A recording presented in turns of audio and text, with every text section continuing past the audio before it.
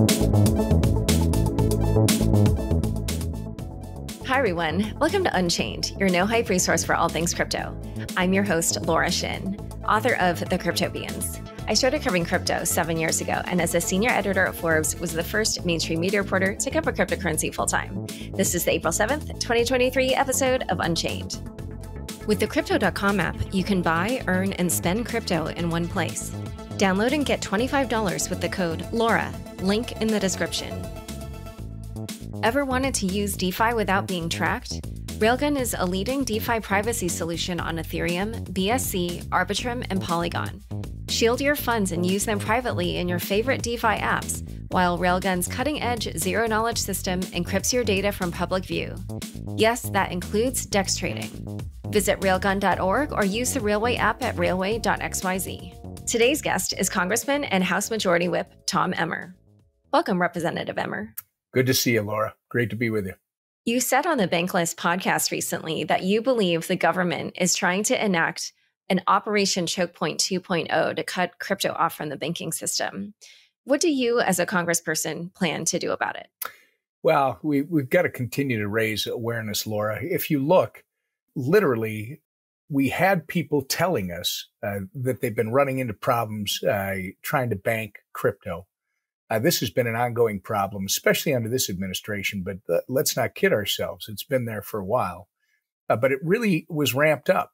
And then you had the three largest crypto banks in the country, Silvergate, Silicon Valley, and Signature, all, for lack of a better term, go down within a short period of time. Silvergate first, and then Silicon Valley and Signature right after that. Look, nobody lost anything in Silvergate, but the Silvergate owners decided to simply unwind and give everything, return all deposits to their customers. Why is that, Laura? Well, because they decided it was better to do that than to be fighting with regulators over the next several years and incurring all the legal costs that the government is going to require if you're going to take on the government. Again, that's Tom Emmer's interpretation. You'd have to ask them.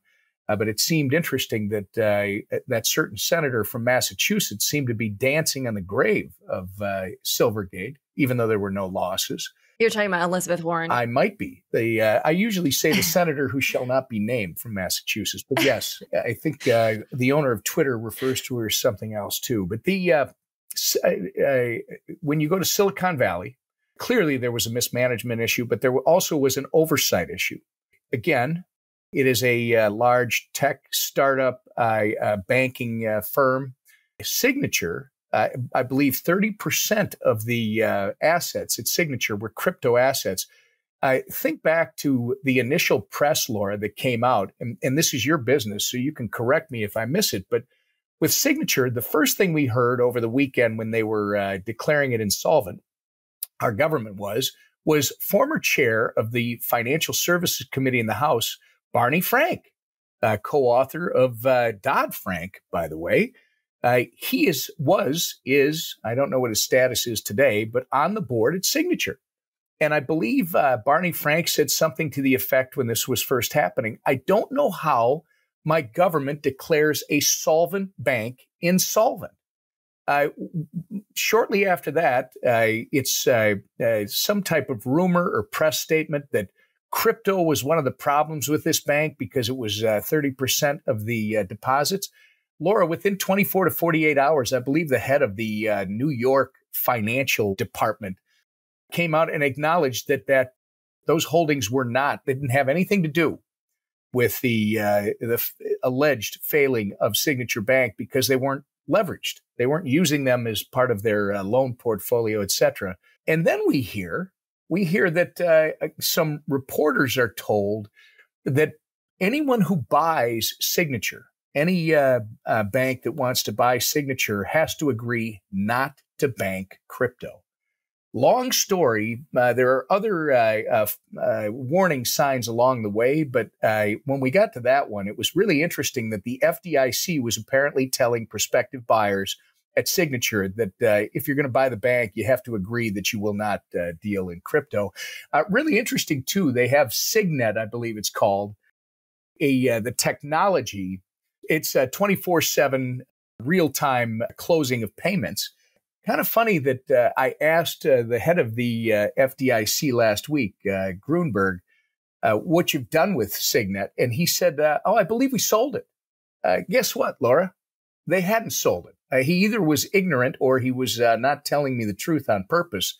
And I just wonder, you got FedNow that our federal government has announced they're going to be rolling out sometime this summer as a 24/7, real-time payment system. I don't know. We got to wait and see what these people are doing. But I do believe there's been a real attempt, you can call it choke point 2.0, whatever you want, by our federal government to close out crypto, at least recently in our country. I was curious because you have a very deep knowledge, especially from the crypto perspective, about the industry and about these kinds of issues. And I was curious, when you look at other members of Congress, your colleagues, what are the general perceptions that they tend to have about crypto? Well, it's changed, obviously, as you know. I've been doing this now for a little bit more than 7 years. When I started with, for instance, the blockchain caucus, which was a new thing, it was two of its original founders were Jared Polis, the current governor of Colorado, Democrat from Colorado, and Mick Mulvaney, a Republican from South Carolina who worked in the Trump administration. Back then, Laura, there were probably 4 or 5 people that I would see, the same ones, when I'd go to those meetings. In addition to those two, you'd see someone like David Schweikert. Today, completely changed. And maybe there's one more intervening example I can give you. Republicans were in the majority, so this has got to be about 5 years ago. There was a hearing in the Financial Services Committee, which then was chaired by Republican Jeb Hensarling out of Texas. And I was amazed back then to listen to Republicans and Democrats sound almost exactly the same. Back then, they were talking about crypto in the context of Silk Road, and this is where all the drug dealers hang out. This is where all the nefarious individuals are. Clearly, they hadn't gotten up to speed with what was going on. And I would say since August of 2022, when the infrastructure bill was moving through the Senate, the U.S. Senate, and they put a tax provision in which would apply to digital assets. I think that was 2021. Thank you. When you get to my age, anyway. You tend to, but it was, you're right, August of 2021. And because I'm going back to the election year, which isn't right.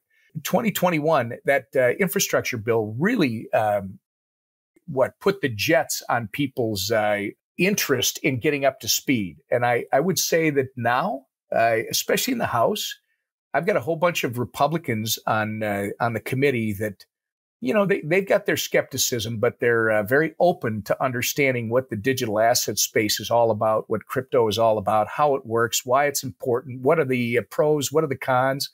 And it's not just Republicans. You look over on the other side of our committee, you get past the former chair, the ranking member, who seems to want to have nothing to do with this. And you've got some very thoughtful Democrats who are exploring the same things with digital assets in the crypto community. So I think there's been a huge growth in the knowledge base within, especially the House. I've seen it over on the Senate side too, with Lummis and Gillibrand and Booker and, give Ted Cruz some credit because, boy, that guy's worked hard to get up to speed. And crypto is a big deal. Mining is a big deal in Texas. So I do think we're moving in the right direction, but unfortunately, we've got a federal government right now, Laura, that I literally believe they have weaponized market chaos to kill crypto. It's exactly why I sent the investigative letter to FDIC Chairman Grunberg requesting more information, and I asked him again last week if he could please respond to my letter. You've said that crypto is nonpartisan, and yet at the moment, it feels like it's becoming more partisan. You just did name a number of Democrats that are pro-crypto, and I would add Ro Khanna and Richie Torres to that list. However, it seems like the louder Democratic voices on crypto for instance, those of, for instance, Senator Elizabeth Warren or even Sherrod Brown. Warren has tweeted that she's building an anti-crypto army. Sherrod Brown did at least at one point float the idea of a crypto ban. And I wondered what you thought you could do to prevent crypto from becoming a partisan issue. I don't think it is yet. I mean, I think you're talking about a couple of central banking loving, and Elizabeth Warren, she may not love central banks, but she does love the design. I believe she ultimately wants banks to be a utility, a government utility, and not privately owned. But that part aside, she desperately wants to hold on to the centralization, the control that comes with central banking. And while I'm not opposed to central banking, I think it does serve an important function. And we're always going to have the traditional, in my mind, two-tier banking system that we've become accustomed to. It's going to have to evolve into the 21st century. And when you talk about digital assets and crypto, they can't stop it. If China can't stop it, when they outlawed all mining, which they haven't been able to completely accomplish, what do you think the country that still practices freedom is going to do? This is not a Republican Democrat thing. This is literally control freak senators who do not want to lose their power over this. It's her people that occupy the White House primarily, and her people that sit in these different cabinet positions. I mean, let's just talk about Gary Gensler at the SEC. He's a Warren disciple. This guy, in my mind, is a bad faith regulator. He's been blindly spraying the crypto community with enforcement actions while completely missing the true bad actors. And people ask, what are we doing? We're gonna continue to raise the siren of hypocrisy to show how hypocritical their behavior is. We're going to rely on some of our colleagues on the other side of the aisle. You mentioned Ro Khanna. You left out Soto, who I do work with, Richie Torres. There are a whole bunch of nonpartisan. I mean, they definitely have their political perspective, Laura, but it's not a partisan issue for them. And that is alive and well. Those of us that are interested in seeing this digital asset crypto community, if I can talk that broadly, continue to grow in this country, will continue to push against what these guys are doing. I believe they're just trying to protect their control over this entire system.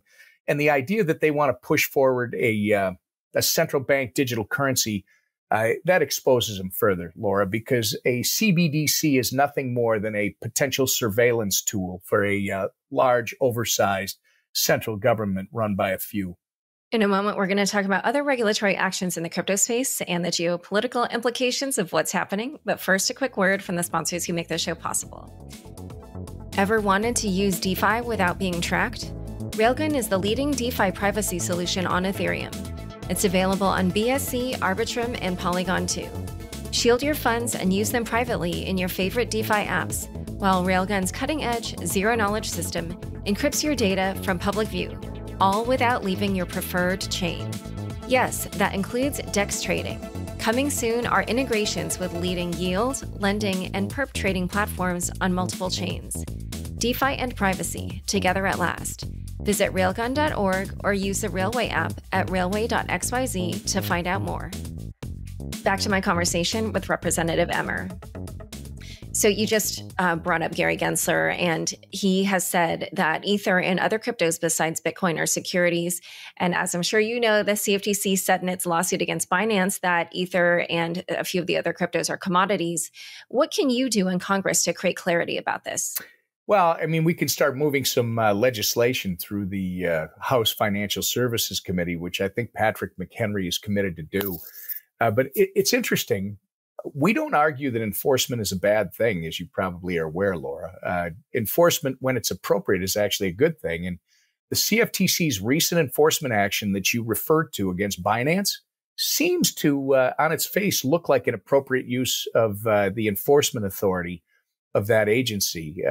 As you know, within the last week, CFTC sued Binance for knowingly offering registered crypto derivatives products in the U.S. to U.S. customers, despite not being registered to do so, and saying publicly that it registered Americans from using the platform. So, The enforcement action alleges that Binance did some shady things to conceal their customers' locations with VPNs and the like. This is different from what Gary Gensler has been doing over at the SEC, where he says he's got an open door, Laura, but a company like Coinbase, right, which accessed that open door and started working with Gary Gensler's SEC. By the way, Coinbase, I would argue, is one of the most regulatory compliant crypto companies out there. Well, guess what? Gary Gensler might have an open door, but it is an enter at your own risk door, because what he does is, despite several meetings over several months, Gary Gensler's SEC refused to provide feedback on a product. It was called the Earn product that Coinbase was looking to list. And instead, after all these meetings and nothing happening, the SEC slapped Coinbase with a Wells notice regarding the very issues on which Coinbase was asking for their feedback. Clearly not the way the government should be serving Americans. And it sends a clear message, I believe, to the broader crypto community. And that directly is Gary Gensler is not regulating in good faith. So you got the CFTC example, but then you've got this ongoing stuff with the SEC, which is not good for innovation and entrepreneurial activity right here in the U.S. As the U.S. appears to be becoming less friendly to crypto and even driving the industry offshore, we are, on the other hand, seeing that China is going full steam ahead on a number of blockchain projects, as well as its digital yuan. And China and Russia recently agreed to use the Chinese yuan for settlements between Russia and the countries of Asia, Africa, and Latin America. So when you take those facts into account with what seems to be happening now in the U.S. around crypto, where do you think this could end up in terms of the effects on the U.S.'s economic power globally? Look, we're under attack right now. I mean, you probably have seen the rupee. There are offers by other nations to replace the dollar with their currency because of the potential problems that they're alleging with our banking system, and obviously some challenges that we are creating with our inability to govern ourselves at the federal level. Going back, because it's interesting, I'm not so worried about the digital yuan. Russia can do that at their risk. The Chinese, you do not want to deal with a kind of like when they were hosting the Olympics, they were going to give every Olympian some digital yuan. That's like telling them that here's this great new technology called TikTok. Don't mind us. We're just going to harvest all of your data, and we're going to track you on our stuff. Doesn't end well, typically. For us, it's disturbing because, you didn't ask directly about it, but the Biden administration's recent economic report, if you took a look at that, they talk about, well, we know crypto technology is in its infancy. And the White House in this report concluded that crypto has no real value to our society. Well, they conclude that crypto doesn't offer any value to our society, but then they turn around and say that FedNow, their real-time payment settlement system, and central bank digital currencies will. Look, Laura, crypto will thrive with or without the United States. It's unfortunate to see this administration and unelected bureaucrats try so hard to polarize a technology and pursue regulatory actions that are only going to limit the U.S. economic development and opportunities for Americans, which goes directly to your question. That does not put us in the lead. It puts us in the back of the line. And do you feel that your colleagues agree with that, or I just from what's happening, and it seems like they're trying to push crypto offshore. It feels like they don't recognize that. Some. I mean, I think you got three different kinds, and you've got members that I've described, Republicans, Democrats, take away the partisan jersey. They understand how important this is, right? It's funny. I had someone high up in our government tell me last week, which you might have heard me talking about in a different interview, that crypto is wampum. And I said, really? Well, describe that to me. And he went through describing how it's not real, and then got to the end and said, well, gold, well, you can make the argument. And then he stopped. He said, look, we've had gold for a long time and everybody accepts that. You got to break out of the way you've looked at finance in the past. We are moving into a completely different era of finance. The old, as I've talked about, in some fashion, we will always have intermediaries, in my belief. You will always have some form of the two-tier traditional banking system that we've become accustomed to, because there will be value that you want to derive from that. Somebody to watch over the transaction, to verify the transaction. But the future is you and myself, Laura, doing business directly with one another. We don't need the central authority, because we have a blockchain that is open, permissionless, and transparent. Everyone can see what's happening on it. Self-policing. This is where we're headed, and it should happen in the United States. There is a group that believes this. There's another group that I just think they're still skeptical. I had somebody tell me that the problem with crypto is it's the wild, wild west of finance. And as I'm talking to them, trying to explain to them, the regulations all apply. Yes, there are some updating things that some of us have proposed, but you have the regulations in place, and it's not the wild, wild west. And then there's a third group, to answer your question. The third group, unfortunately, is very partisan. And I mean, we've had the problem on the Republican side, but we don't have the White House right now. When we did have the White House, we had people in the White House that were adamantly opposed. There were people in the White House that were actually trying to help us move this forward. Now we've got a new administration, and they have their soldiers in the House and the Senate that they're willing to take whatever marching orders the White House gives them without regard for what is in the best interest, in my humble opinion, and just march with those orders. I prefer to work with my colleagues on the other side of the aisle and Republicans who have an open mind and understand that this is not only going to happen with or without us, but we want this to happen right here on the shores of the United States, where Americans can derive the benefits that would be associated with it. Last quick question. FedNow, the upcoming Federal Reserve payment system, is going to launch this summer. You've been quite critical of it. Why? What would you prefer to see? Let the private sector do this stuff. This is our government once again trying to compete with the private sector. This is our government once again, I believe, controlling the all finance. You control the money, and you control the water, and you control the people, right?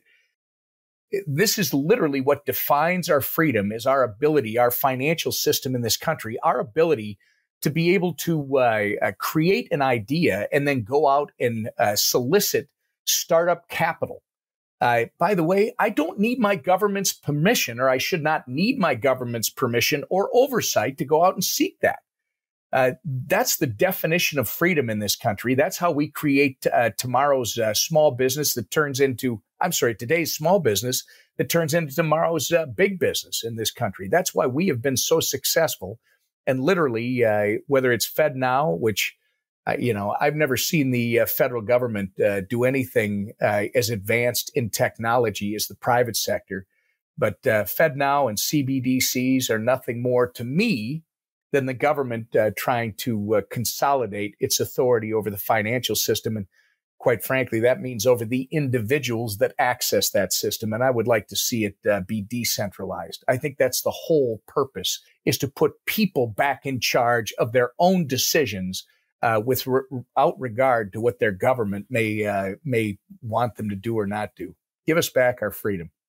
All right. Well, it has been such a pleasure having you on the show. Thank you so much for coming on Unchained. It's always good to be with you, Laura. Thank you.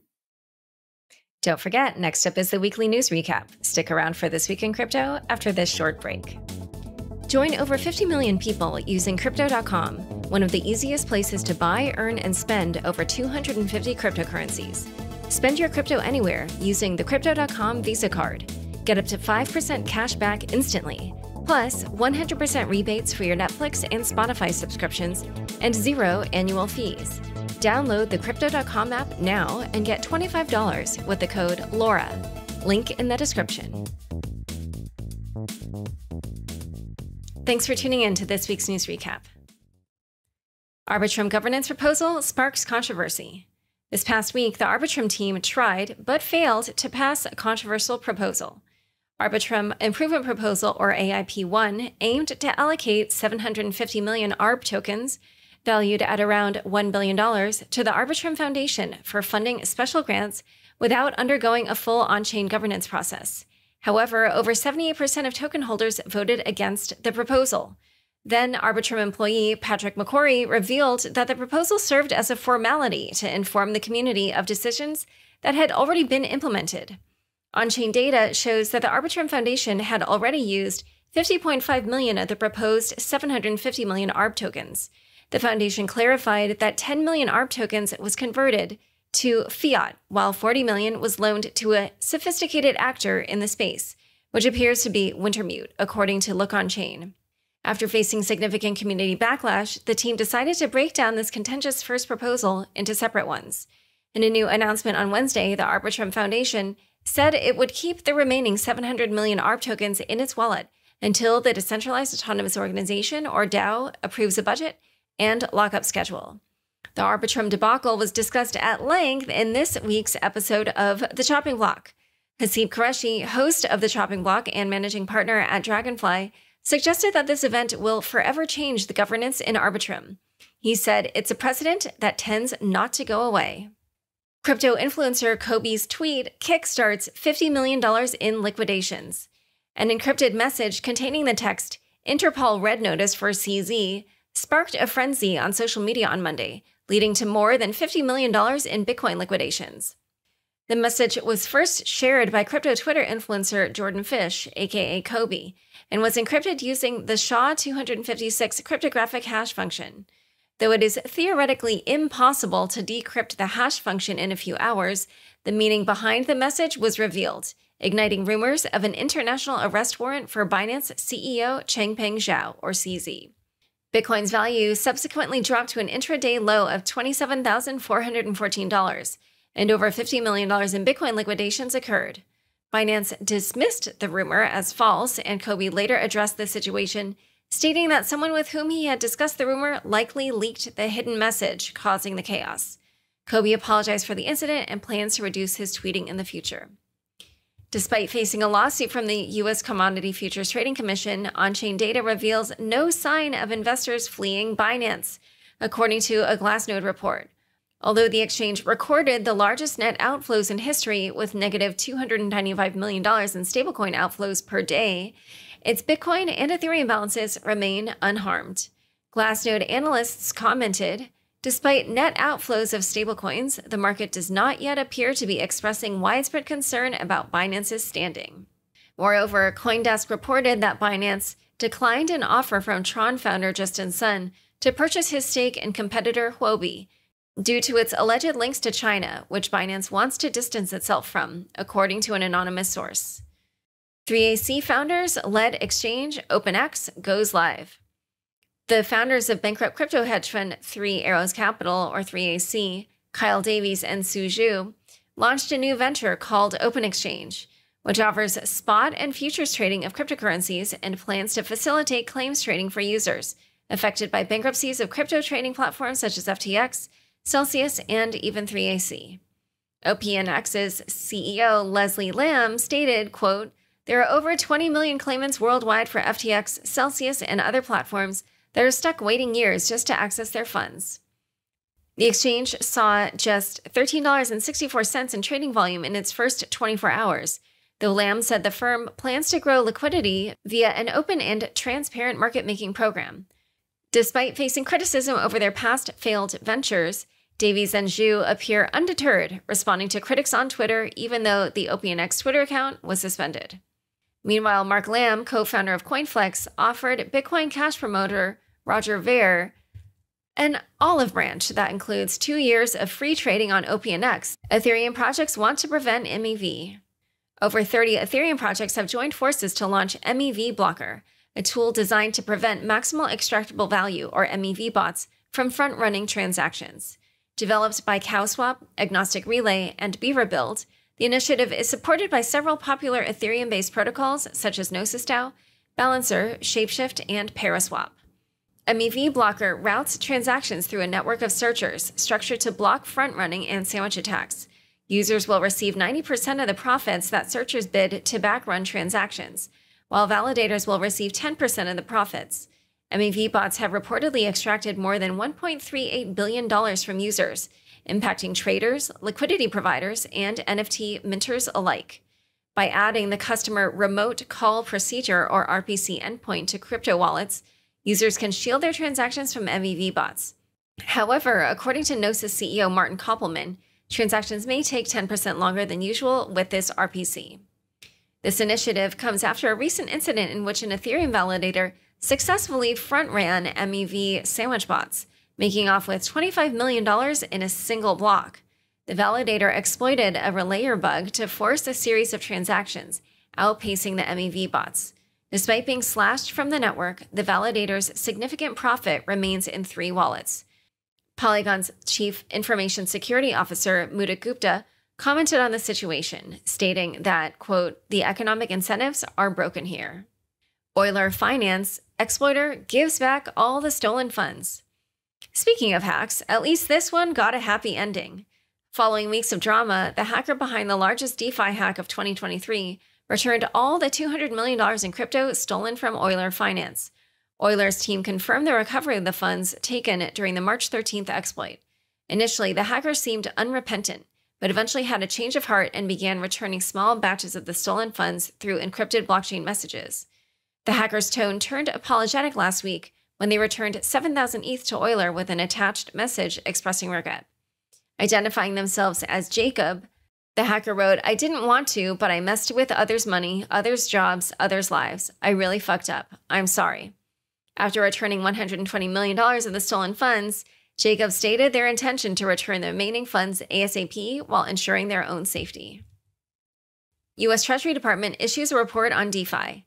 The U.S. Treasury Department has turned its attention to the decentralized finance or DeFi sector, releasing its first ever report on illicit finance risks associated with the industry. The 42-page document highlights that DeFi services are being exploited by various bad actors, including cybercriminals, ransomware attackers, and the Democratic People's Republic of Korea, to launder and transfer illicit funds. Although DeFi services are subject to the Bank Secrecy Act, many are not complying with anti-money laundering and combating terrorist financing, the report says. However, the report also acknowledges that when compared to government-issued or fiat currency transactions, illicit activities in DeFi and crypto remain relatively small in volume and value. Binance US still can't acquire Voyager. A federal judge in New York, Jennifer Reardon, put the $1 billion deal between Binance US and bankrupt crypto lender Voyager Digital on hold this week, citing a substantial case on the merits from the US government. The government's objections claim that the contract would effectively protect Voyager from breaches of tax or securities law. Voyager and its creditors face potential losses of $100 million if the legal disputes aren't resolved by April 13th. Delays could also cost $10 million per month and leave over 1 million Voyager customers unable to access their savings. The deal, approved by U.S. bankruptcy judge Michael Wiles in March, allows Binance US to withdraw if the agreement isn't closed within 4 months. Despite the Securities and Exchange Commission's concern about the Voyager token, VGX, potentially being an unregistered security, Wiles dismissed the agency's arguments. P2P Bitcoin marketplace, Paxful, shuts down. Paxful, a peer-to-peer Bitcoin marketplace, suspended operations, citing key staff departures in a lawsuit filed by co-founder Artur Shabak and against CEO Ray Youssef and the company. Youssef asked users to withdraw their funds and consider alternative payment applications like Nunes, a peer-to-peer Bitcoin super app. He claimed that Shabak's litigation team drove away senior staff, leaving Paxful without engineers, compliance, or security personnel. Youssef explained that, quote, all customer funds are accounted for and urged users to self-custody. Despite some users experiencing difficulties withdrawing funds, Youssef promised that, quote, funds are safe and they will clear soon. With the platform's closure, Paxful's wallet remains operational for users to safely retrieve their funds. Coinbase insider trading case might reach a settlement. The SEC is reportedly close to settling an insider trading case with former Coinbase employee Ishan Wahi and his brother Nikhil Wahi. A joint court filing revealed that the SEC has, quote, an agreement in principle with Ishan Wahi to resolve all of the SEC's claims and is in, quote, good faith discussions with Nikhil Wahi. Ishan had earlier sought to dismiss the civil charges, but pleaded guilty in February to related criminal wire fraud charges. The case alleges that the Wahis and their friend Samir Ramani made at least $1.1 million in illicit profits by trading tokens before Coinbase announced their listings. The settlement requires approval by SEC Chair Gary Gensler and 4 other commissioners. Time for fun bits. Hidden in your Mac, the Bitcoin white paper. What's been hidden inside every macOS version since 2017, from Mojave to Ventura? Of course, it's the Bitcoin white paper. A user by the name of Burned178 first discovered this back in April of 2021, buried within the image capture utility's Virtual Scanner 2 function. Alongside a nondescript image of a San Francisco bay lies a PDF copy of Satoshi Nakamoto's Bitcoin white paper. Recently, blogger Andy Bio rediscovered this crypto Easter egg and shared it on his blog, Waxy. Bio wrote, "Of all the documents in the world, why was the Bitcoin white paper chosen? Is there a secret Bitcoin maxi working at Apple? What would you pay for crypto bankruptcy claims?" Ginny Hogan of Unchained has her take on the launch of Open Exchange. As they always say, if at first you don't succeed, be a rich dude in crypto. Stu Zhu and Kyle Davies, the founders of the bankrupt crypto hedge fund 3AC, are back. They're launching an exchange for insolvent crypto claims, which feels a little bit like giving people paper cuts and then charging for overpriced band-aids. One of the premises of their company, Open Exchange, is to offer claimants for bankrupt funds like FTX and Celsius the chance to be made whole. Given that FTX claims right now are trading at 20 cents on the dollar, it's possible that their definition of whole is the same as SBF's. The venture successfully raised $25 million from investors, which does make me wonder if the vibe in VC right now is like, what's there to lose? CEO Leslie Lamb has said that the goal of the new fund is to help the crypto industry, and let me just say, we love a pivot. The 3AC case is not settled, and US authorities have actually issued a subpoena to Kyle Davies via Twitter. You know that Twitter could be used to issue subpoenas? I didn't, but to me it's no crazier than the idea that FTX claimants could be made whole. Thanks so much for joining us today. To learn more about Representative Emmer and the current state of crypto regulation in the US, check out the show notes for this episode. Unchained is produced by me, Laura Shin, with help from Anthony Yoon, Mark Murdoch, Matt Pilchard, Zach Seward, Juan Aranovich, Sam Sriram, Ginny Hogan, Ben Munster, Jeff Benson, Leandro Camino, Pam Majumdar, Shashank, and CLK Transcription. Thanks for listening.